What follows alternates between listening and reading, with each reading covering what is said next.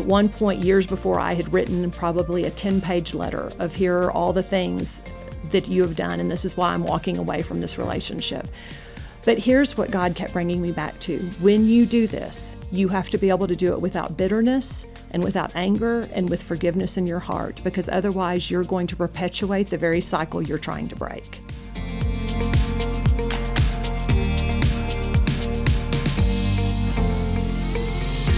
Melanie, welcome back. It's been many years, but it's so good to have you back. It's been a lot of years. I'm so happy to be here. Thanks for having me. Man, you're vibrant and doing well, and that's trying. A great part of this story, and I could just see it in your face, the healthiness in your life. Seriously, the awesome. Smile.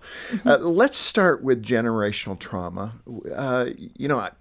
Many of us, if not all of us, experience some degree of that because parenting isn't perfect. We're not perfect. We're sinful people. We get that. Hopefully, as Christian parents, we've had that opportunity to say, I'm so sorry I did that. Fill it in. Mine was, I'm sorry I responded with anger. You know, and I've never hit my kids or anything like that, but it's just the emotional response. And I think I saw my dad in that, to be honest with you. But what's your definition of generational trauma? I think generational trauma, because I think here's the thing, no parent is going to be perfect. We can try all we want. We're going to make mistakes. Our kids will be happy to tell us the mistakes that we've made if we ask.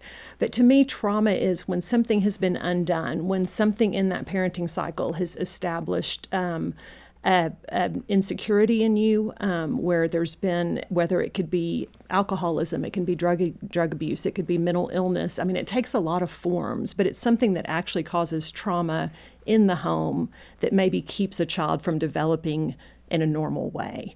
Typically emotionally. Exactly. Yeah. I think emotionally, and there's physical obviously as well, but I think that there's so much emotional damage that can be done that a lot of times you don't even realize, because one of the things I think is something has to be really wrong in your childhood for you to say this isn't normal, because it's all you know and it's normal to you. You wrote this book,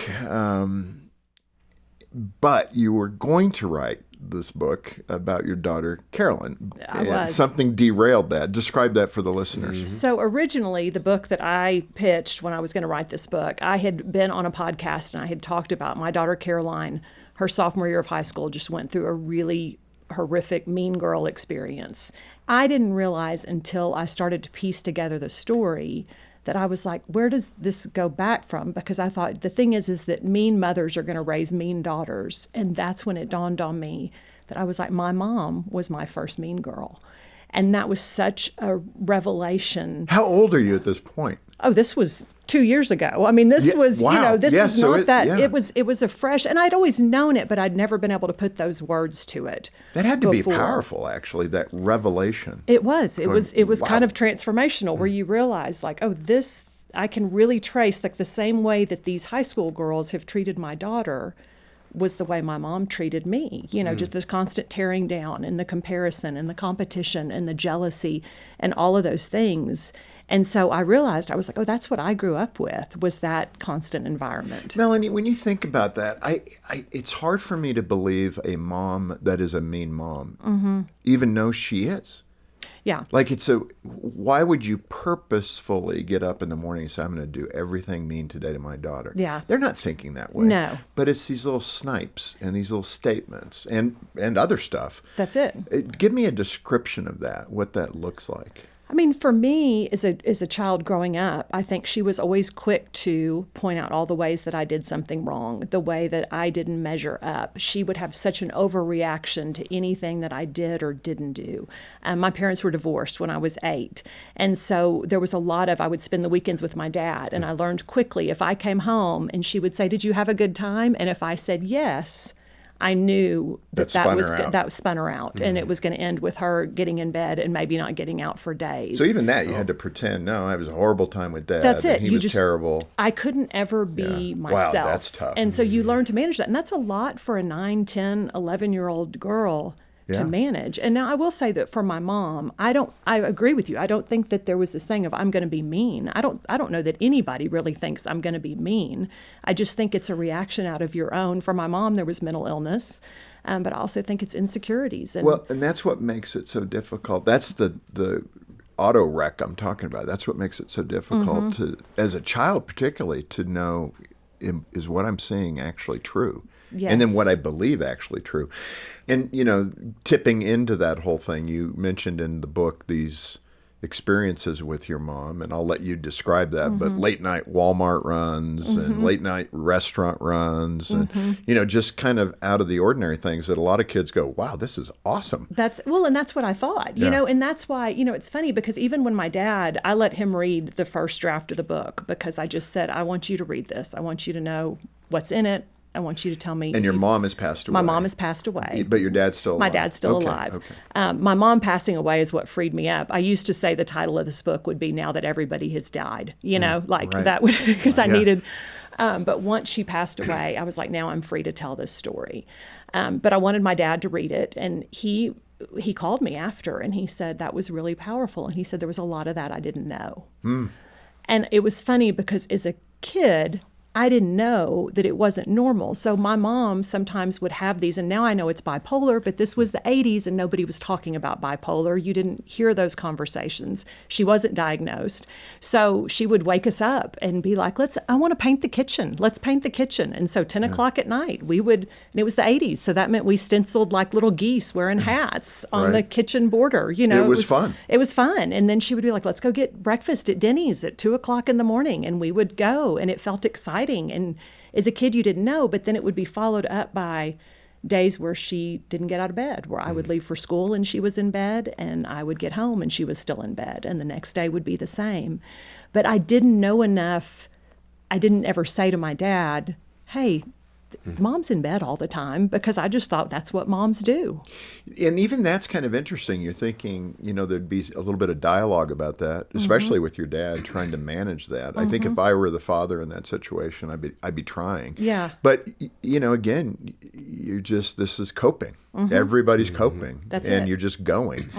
And you don't even know what's going on. Again, as a child, No. even as a teenager, you went off to college and met your friend, I think it's Gully? Gully, yeah. And you became involved in college ministry. Describe that turning point for you spiritually. Now, emotionally, you have all this stuff going on. You've lived through this weird, topsy-turvy, bipolar environment. Yeah.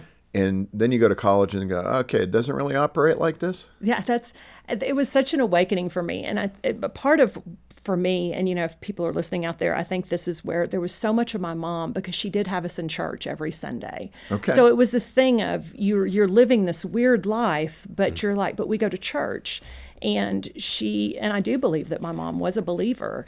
I just think she wrestled with mental illness. Sure. There was no doubt, but there was so much guilt and shame. Religion was something that she really used to make me feel like a failure and to make me feel like I couldn't measure up. And I saw so much hypocrisy between what she professed to believe and the way she lived. So it just created a lot of anger in me. Let me interject there, because people listening and watching on YouTube need to hear your answer to this.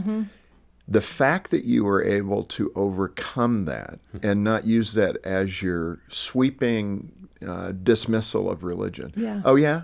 Forget that. My mom was a hypocrite, or whatever that bitterness is. How did you shake that off and say, okay, I can forgive that and embrace God and know that my mom did not always live like she should have, and be okay with that? Yeah, I mean, I think for me, there was so much guilt and shame that I laugh, because I'm like, I used to walk down every center aisle to get saved at every possible camp or whatever. Like I say, like Billy Graham would have been like, girl, you were good. You're done. Like, you're done. You've done it. But I was always searching because I wanted that.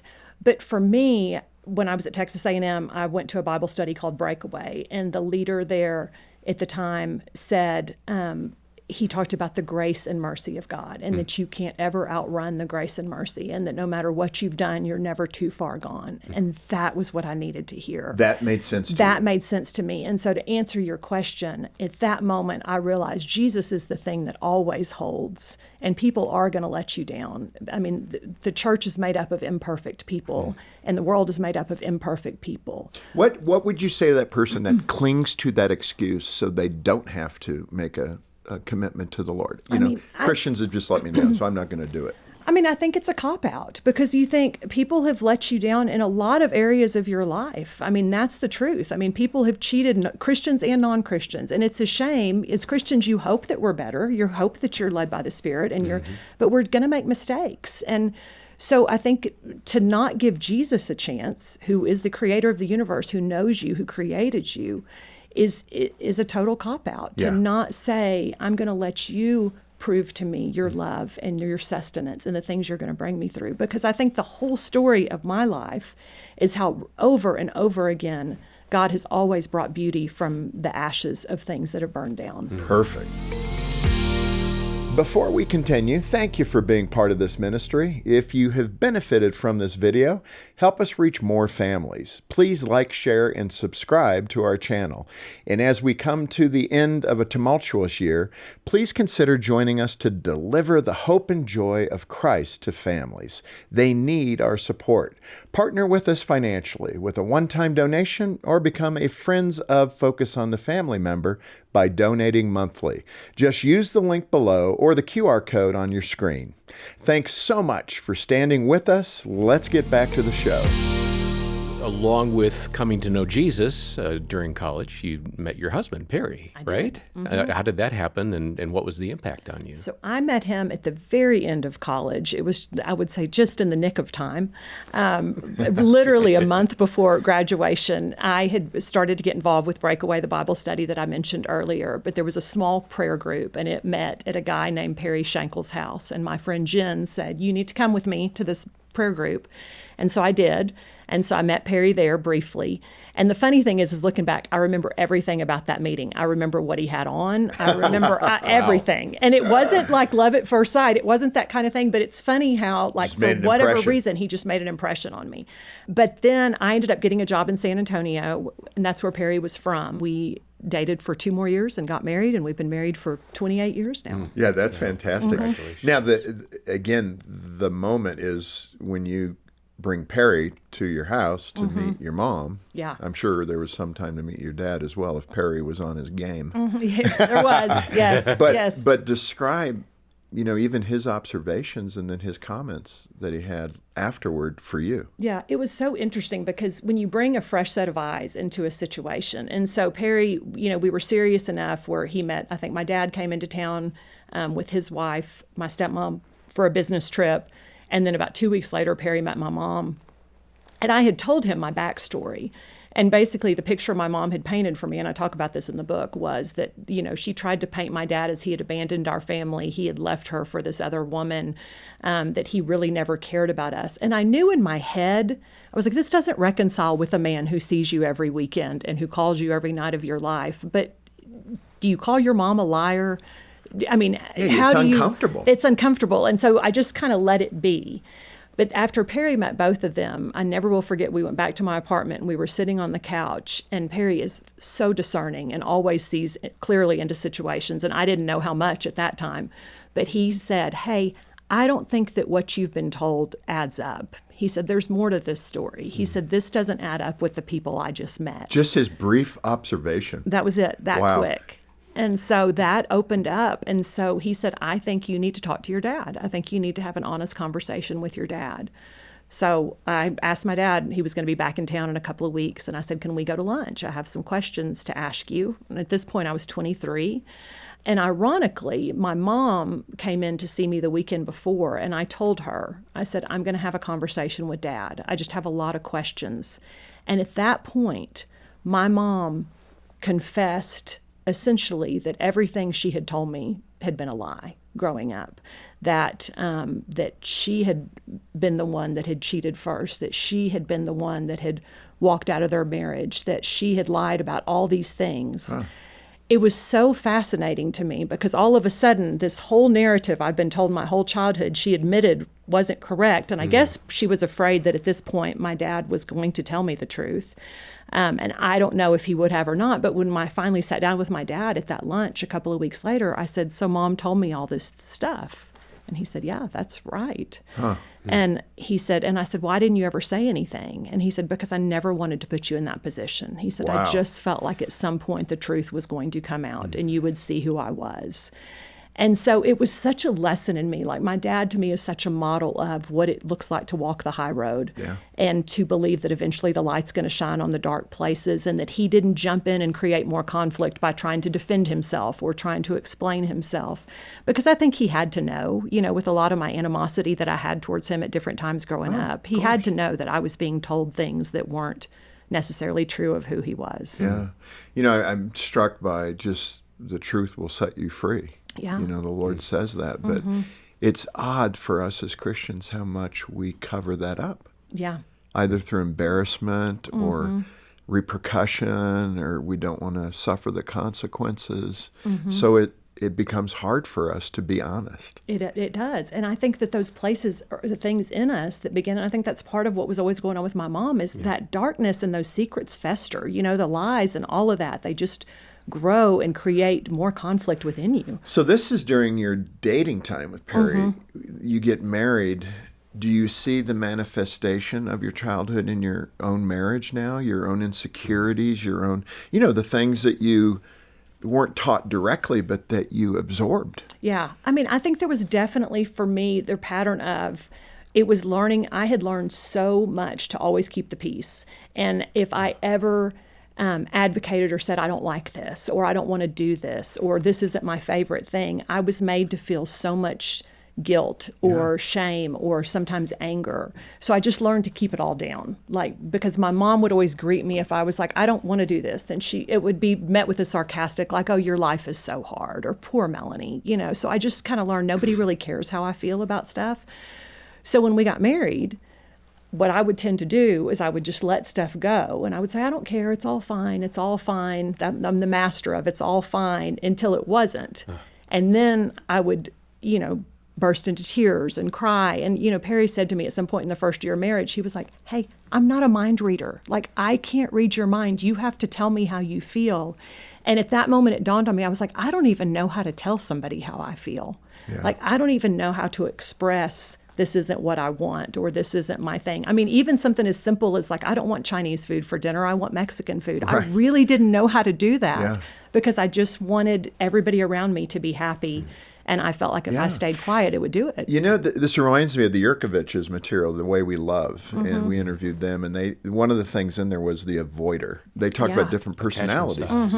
And that is a classic avoider. You want to keep the peace. You don't want to disrupt anything. You don't want to disappoint your mom. Exactly. So you come home from your time with your dad saying, oh, that was no fun. That's the avoider thing. Pretty powerful stuff, and I think pretty right on. A few years after all of this, your daughter, Carolyn, is born. How did having your daughter bring clarity to this relationship with your mom? This to me is a woman thing. Yeah. Describe it, because I'm not sure men really would get that, but how did having your daughter open up these wounds with your relationship with your mother?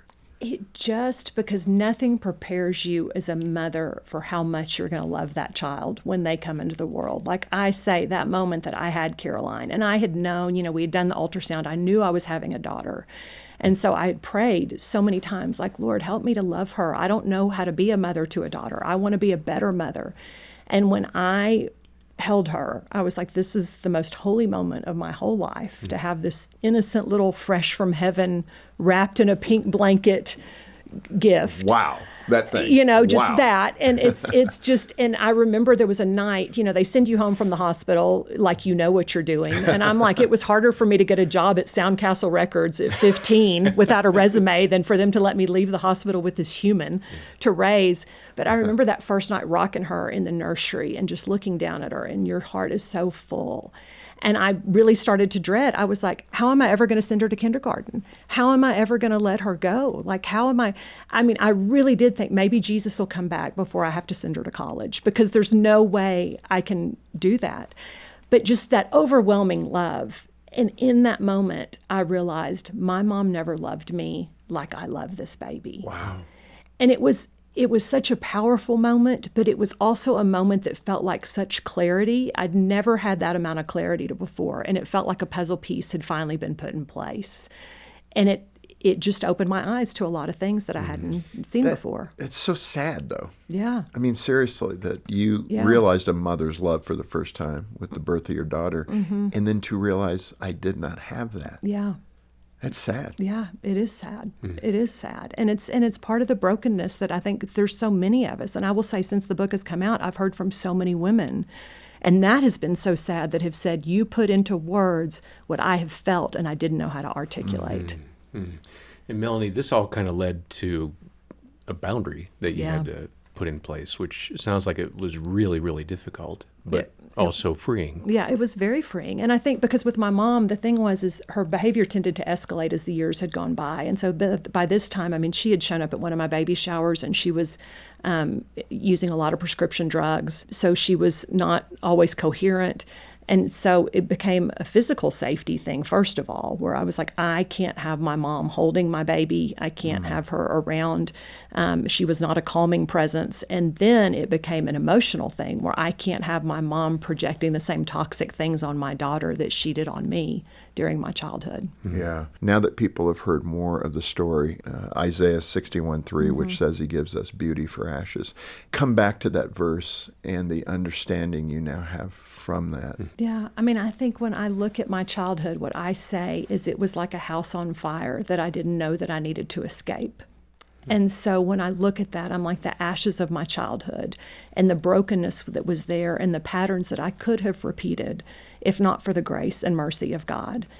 And when I look at the beauty that he's given in my daughter, in my family, in the things that my heart longed for, it's like that's Isaiah 61 come to life, where it's like beauty for ashes, the oil of gladness. And I think the thing about when I read that, and I think the oil of gladness is it's like oil seeps into everything. You know, it's in every aspect of your life. And not that it's been perfect, and not that it's been easy, and not that there hasn't been a lot of pain in trying to heal and confront things and overcome, but to know that Jesus has been with me every step of the way, and that he really does redeem all the things that have been broken. Yeah. One of the things you mentioned in the book, or certainly you intimate in the book, is people that go through trauma tend to have a pretty good sense of humor. And I think the reason is, I've thought about this, because I think it helps. It's coming from the Lord. I believe humor comes from God. And I just think he knows it's a coping skill that makes life a little lighter. It does. When you can laugh at some things, especially yourself. That's it. That's really healthy. But you had a dog, Piper, I think. Piper, yes. And speak to the humor of this situation, how it applied to the drama you were experiencing with your daughter, with your mom, and how you were parenting. Yeah, so we have two dogs. They are still with us, Piper and Mabel. They are blue Lacy's, which is actually the state dog of Texas. Most people don't know that. Yes, they What's are. the state dog of Colorado? I don't know. I don't know. Listen, I didn't Jeez. know, but my husband was real proud of that. But they are, to give you an idea, they kind of look like a German short hair, but they have a blue coat like a Weimaraner. And they are high energy, active dogs. We have a ranch that they go and run on, and they track. They're great little dogs. Piper, about 5 years ago, we started noticing her paw was really inflamed. And we started to notice that it was getting bigger. So we took her to the vet. They ran all kinds of tests, and they said somehow she had contracted some sort of fungal infection through an injury to the paw. And then, she swims in water that is probably not the cleanest down at the ranch. And so the problem kept getting worse. And so we took her to different specialists. We're Aggies, so we took her to Texas A&M, which is the premier vet school, to get them to look at it. And ultimately, everybody came to the same conclusion, which was the only way that you're going to stop the disease is to amputate the leg. And we really didn't want to do that because it just feels so extreme. And it's a front leg. She's a big dog. She's an active dog. And so we really thought about, is this the right thing to do? But otherwise they ran all the tests and they said, this is a perfectly healthy dog. And there's no reason to think that she won't be fine on her 3 legs. So we waited for about a year and it got worse. The medication wasn't helping. And so we finally had to make the decision to amputate that leg.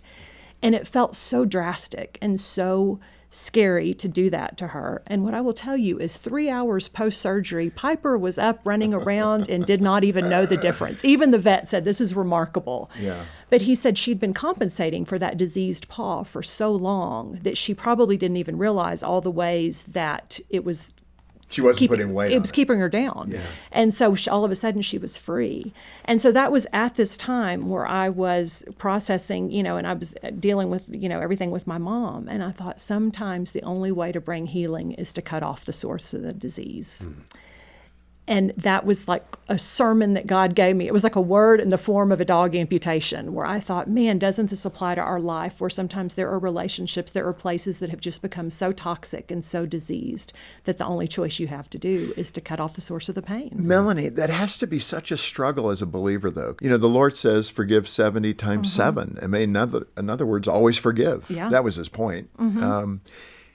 So how do you reconcile that? I'm totally on your side. Yeah. But what a difficult thing to do. Such a difficult thing. As a to do. believer, especially, to say, I'm going to amputate this relationship. That's it. Because I need to be free of that toxicity.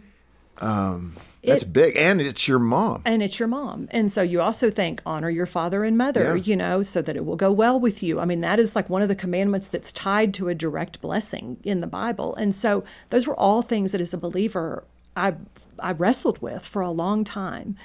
Where I landed and what I would encourage anyone, if you're in that same situation, was for me, had been many years leading up to the time that I actually cut off the relationship with my mom. That happened when my daughter Caroline was 6. When I made that decision, I was 38 years old. But for me... And you're trying to protect your daughter. And I'm trying to protect my daughter. Yeah. And ultimately, I'm trying to protect myself. Right. Because she's continuing to cause so much chaos that I began to realize I can't be the healthy mom and wife I want to be if my mom is continually coming into my life and creating chaos and making me feel terrible and causing me to have days where I'm down and depressed and crying. And so I had wrestled with it for years, and there had been lots of different behaviors, and I talk about a lot of that in the book, things that had gone on and different things she had done. So I'd had times where I had thought, is this the time that I say I'm done? At one point, years before, I had written probably a 10-page letter of here are all the things that you have done, and this is why I'm walking away from this relationship. But here's what God kept bringing me back to. When you do this, you have to be able to do it without bitterness and without anger and with forgiveness in your heart, because otherwise you're going to perpetuate the very cycle you're trying to break. Yeah. And so I personally, by the time I came to that decision, I really was able to say, I forgive you for what you are. I'm not walking away with bitterness. I just can't maintain this relationship for my own health. These all seem to be, and of course your mom had bipolar, so there was mental illness, all control issues. Yeah. And I'm just thinking, for that mom that's listening right now, and she has that teenager or that 20-something, and is exerting that kind of control, how does she get a grip on that? How does she self-analyze and say, I am wounding my daughter? Yeah. I mean, wow. Yeah, it's a great question. I think one thing for me is one thing my mom always said, anytime I would confront her, as I got to be an adult, and I would say, Mom, here's what you've done. This is what I can't accept. And she would always say this phrase, I can't think of one single thing I've done, Melanie. I can't think of one. And I thought at that time, my daughter was only 5, and I thought, well, I can think of 50 things that I probably did wrong last week. So it's kind of being aware of our own failings, like where can I be better? The biggest thing for me is, are you allowing your child to be who God created them to be? Are you allowing them, if their personality is different than your personality? Because I think as a woman, you have a daughter and you're like, it's going to be a mini version of me. Right. I learned really quickly, my daughter is not a mini version of me. I mean, she's got a very distinct personality that's all her own. But again, that screams control. Yes, but you have to be able to surrender that control, to surrender it and to trust God with it. Yeah. And sometimes that's a daily, the amount of times I've prayed for my daughter, Lord, I trust you to smooth out her rough edges and to leave the rough edges where they need to remain, where that's part of who she is. But give me the wisdom to know the difference, because I did not want to suffocate that personality or that will or that spirit in her in my need to have her look a certain way or to be a certain way or to achieve these certain things, because ultimately the control is us just seeing that child as another version of ourselves or an extension of ourselves as opposed to their own separate creation. Yeah. This isn't part of the book, but I'd love your answer to this, because I'm thinking of moms that some of that is fear. It's not just control. Yeah. It's fear. And I think in the Christian community, particularly as parents, we have a lot of fear for our kids. How do you manage that fear and turn that into trust and be able to exude that to that child so that when you are making a connection, they feel the Lord's love and your love for them, not agreement on the behavior. I know somebody's going to say, yeah, but what about? Yeah. I would say relax and trust God. Yes. And it's so hard to do. It's so hard to do. But I think I read this. I wish I could credit whoever said it because it wasn't me, but it's genius. It's worry is believing that God isn't going to get it right. And when I read that, I was like, oh, that is so convicting because anytime I'm worrying, it's ultimately about a scenario that I think should work out a certain way. And I think that our kids are going to walk these hard paths. And for some, that's going to be a prodigal road where you see them walk away from the church or from what they've grown up believing. But you have to love them through that. I mean, to me, the condemnation only pushes them further away. The guilt and shame only pushes them further away. And I think there's a loving way to say, I don't necessarily agree with where you are or the decisions you're making, but I love you, and you are always... always will. I always will. There's nothing you can do that is going to outrun my love. And for them to feel that and to see that example of Christ-like love from a parent is, to me, sometimes the very thing that can bring them back. The other thing I feel like God has really convicted me of with my own daughter, who's 21 now, is I kept wanting to step in to all these situations. And God so clearly said to me, I can't be her savior if you keep trying to be her savior.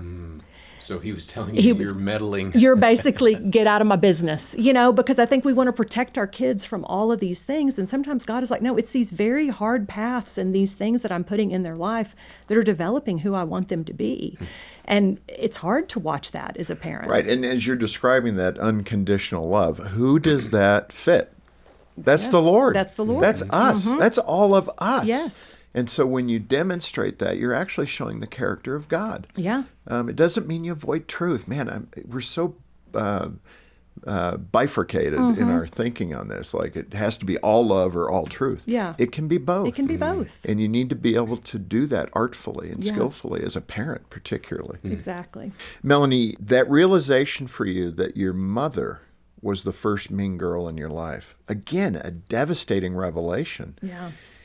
And I so appreciate your ability as a young person to be able to think that through and come to that conclusion. But speak to that. Wow, that your mom was your mean girl to you. That's it. And, and you don't want to think that, but I've talked to so many women since then that have said, I've had a similar experience where you have your mom as the one who is tearing you down. Your mom is the one that is constantly measuring you, who is competing against you, who is jealous of you, who, for whatever reason, it was such a... I had this weird realization, I think, when I was pregnant with Caroline, and my mom had made the comment to my sister where she said, I'm so tired of Melanie telling me how good her life is. And I remember thinking at the time, like, what mother wouldn't want? I wasn't even a mother yet, but I thought, I thought that I was just sharing life. Yeah, like you were optimistic. I'm optimistic and life feels pretty good right now. And she had seen me walk down, some hard roads as a teenager and gone through some hard things. So I thought, to be on the other side of that, why wouldn't there be happiness in there? But it was like her ability, she had a gift of being able to throw away any chance at happiness she ever had. So it made her seem to resent any that I ever found. And I thought, isn't that what a mean girl does? That's a pattern. Is you view any other woman's success or accomplishments or achievements as less than maybe you can have for your own, as opposed to, the old thing, a rising tide lifts all boats. Right. Why don't we look at it as one woman's success means that's more success that I could ultimately achieve? Or, that she's had great success here, but God has this path for me, and I'm going to have success and achievements on this other road. Yeah, that's a healthy perspective. Yeah. Unfortunately, we're talking about unhealthy people. Yeah. And that is a sign, though, for, a person that maybe is in the fog about it. Just that analysis to say, is she ever happy that something good in my life is occurring? Yeah. Whoever she is. Could be a mom, a girlfriend, a sister, whatever. Now, you've had this revelation. You're dealing with your mom's mean girl component. And then Caroline, your daughter, ends up with mean girls in her life. Yeah. That's got to be troubling. Like, man, why is this happening now to my daughter? And it happened to me. What was that circumstance, and how did you intervene? It was, it was funny because we got through, I feel like everybody warns you, like junior high is going to be terrible. Oh, it was, by the way. Yeah, and it is. Nobody ever says, man, the Brutal. best years of my life, junior high. I mean, those are really hard years. So I was prepared for those years to be hard. We got through those pretty free. It was not bad. When we hit her sophomore year of high school, which ironically was a year she had just gotten her braces off. She had just made the varsity soccer team. I was like, life is good. Like, she's got a good group of friends. This is going to be great. And about a month into that school year, all of a sudden, I started to hear and see, just when I would pick her up from school, because she still wasn't driving yet, I would pick her up from school and I could tell something was off. And she would be like, well, this person said this today, or this thing happened. And all of a sudden, I started to watch this friend group implode.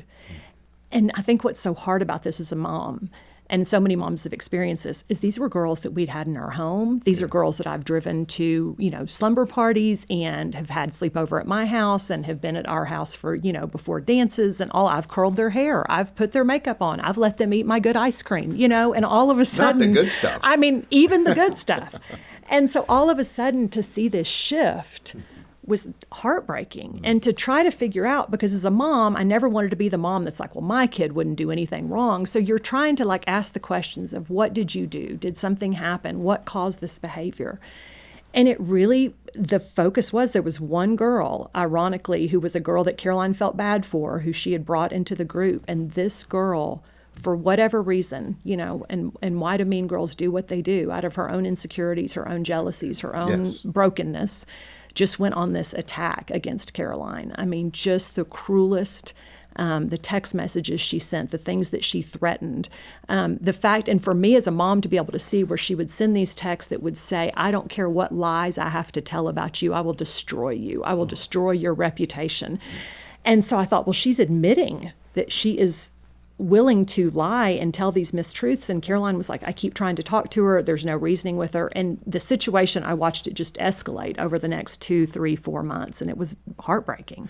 How did you coach Caroline to manage this? I mean, that's probably the biggest issue for the parent, because you can make a lot of mistakes as a parent at this point. For sure. Yeah. Because you want to clean house. That's it. Take names. Yes. Right? Show up in the schoolyard. Yeah, boom. Let's get this over with. And that's it, is you're like, how do you, because we very much wanted to raise her, because life is full of difficult people and difficult relationships. So, initially you're like, we want her to know how to handle this. Like, she needs to learn how to advocate for herself and how to do that. But it got to a point where you're like, this isn't getting any better. Like, she was doing all the things I was saying. Take the high road. You have to remember my people pleaser personality. So I'm like, take the high road, be kind, just keep being kind. It's all going to be fine.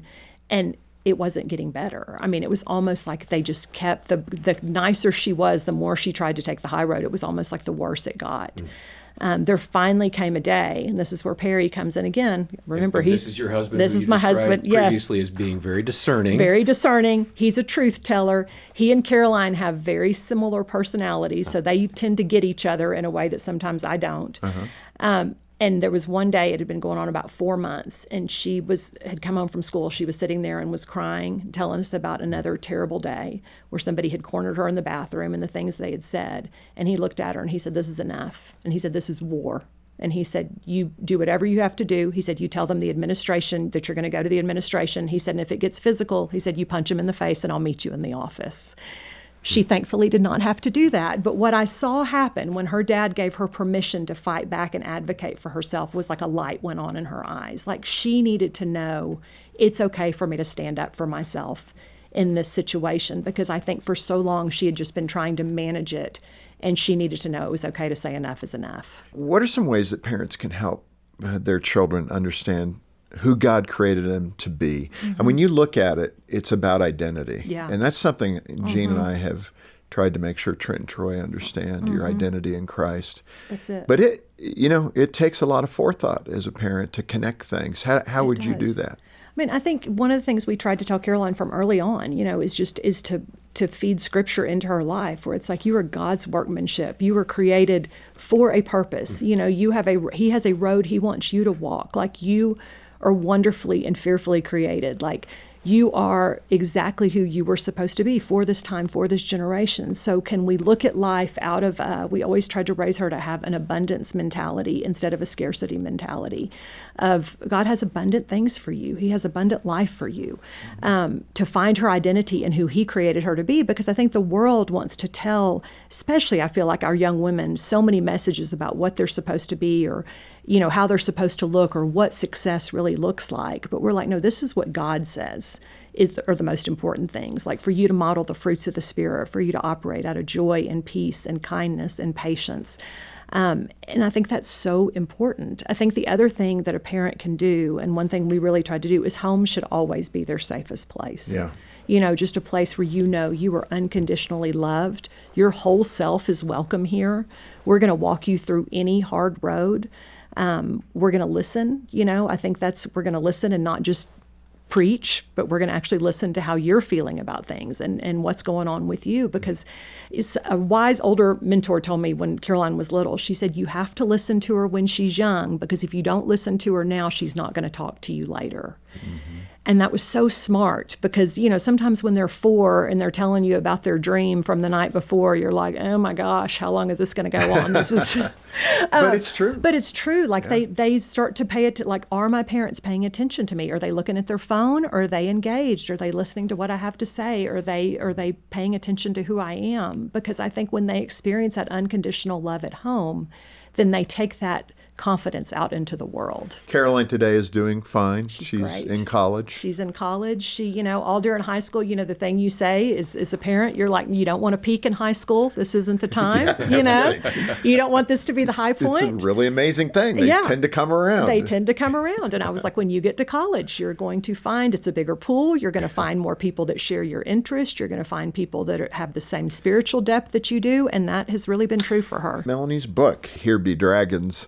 it relates to the old maps in antiquity that would be done where shipwrecks would be found, and they would consider them a dark thing, a dragon thing, mm-hmm. and they would mark it as, here be dragons, be careful. Yeah. And what a great life map example that is for all of us, not just moms and daughters, but dads and sons and the whole family. Yeah. So thank you for being with us today. Absolutely. And last time. Thank you so much for having me. Really enjoyed it. Yeah. And if this is resonating with you, which should only be about 90% of the listeners and watchers, get a copy of Melanie's book, Here Be Dragons, Treading the Deep Waters of Motherhood, Mean Girls, and Generational Trauma. Just put your hand up if that applies to you. Get a hold of us, and if you can make a gift of any amount, or make it monthly, we'll send you a copy of her book as our way of saying thank you. And I often do this. If you're in a place where you can't afford it, we're a Christian ministry. We'll get the book into your hands and trust that other believers who support Focus will add a little extra to take care of the cost of that. Mm-hmm.